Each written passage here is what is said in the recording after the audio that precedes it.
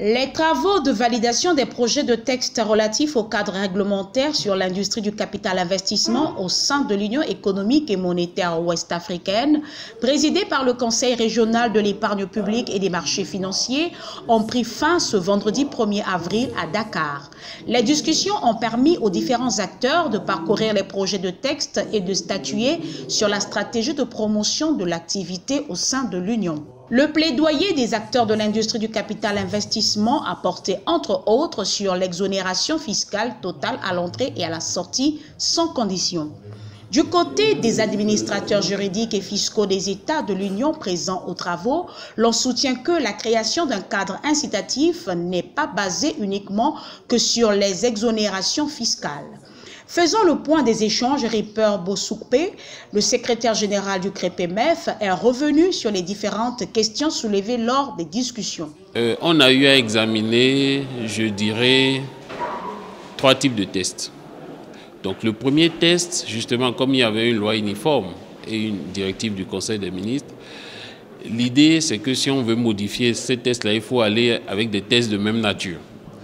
Donc, aujourd'hui, dans les tests fondateurs du Conseil régional, qui aura à charge la supervision de cette activité, on n'a pas consacré le volet supervision des fonds d'investissement. Donc il faudra trouver un règlement au niveau du Conseil des ministres pour déjà créer l'ancrage juridique ou modifier le règlement général du marché pour consacrer en tout cas la supervision de cette activité désormais par le Conseil régional. Deuxième aspect, nous avons discuté sur les aspects fiscaux. C'est les aspects qui intéressent beaucoup plus les fonds d'investissement.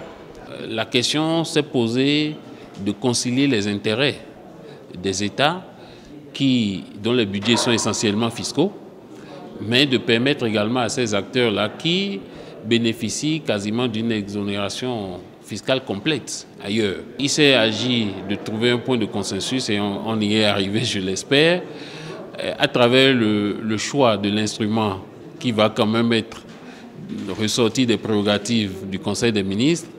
Donc on a 2 pistes. On a le choix d'une directive qui peut venir régler les problèmes que l'ancienne directive n'a pas pu régler pour autant que les États s'y engagent, ou d'aller vers un règlement spécifiquement sur cette activité, même si, par essence, les règlements ne sont pas les instruments les plus appropriés pour les questions fiscales.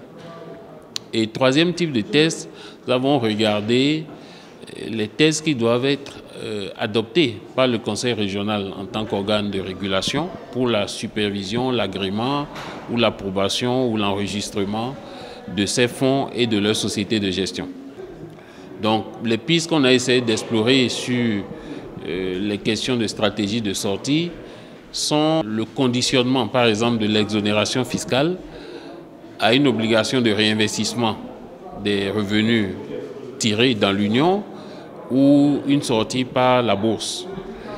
Et donc, ce dispositif devrait permettre soit de renforcer directement les économies ou de renforcer le marché financier. Selon les experts, beaucoup de textes sont adoptés au niveau communautaire, mais ne sont pas toujours appliqués ou incompris, faute de vulgarisation. Aujourd'hui, on se rend compte qu'on a beaucoup de textes qu'on adopte au niveau communautaire qui ne sont pas toujours appliqués, soit parce qu'ils sont imparfaitement compris, soit parce que les acteurs qui les adoptent ne font pas une large vulgarisation, une large sensibilisation.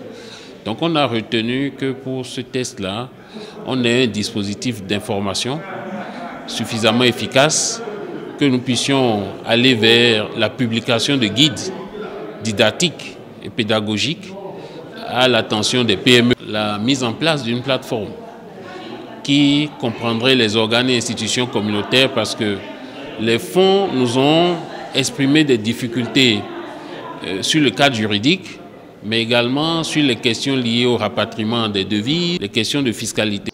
Le dispositif qui sera mis en place sera évalué tous les 3 ans afin de s'assurer l'effectivité de son application.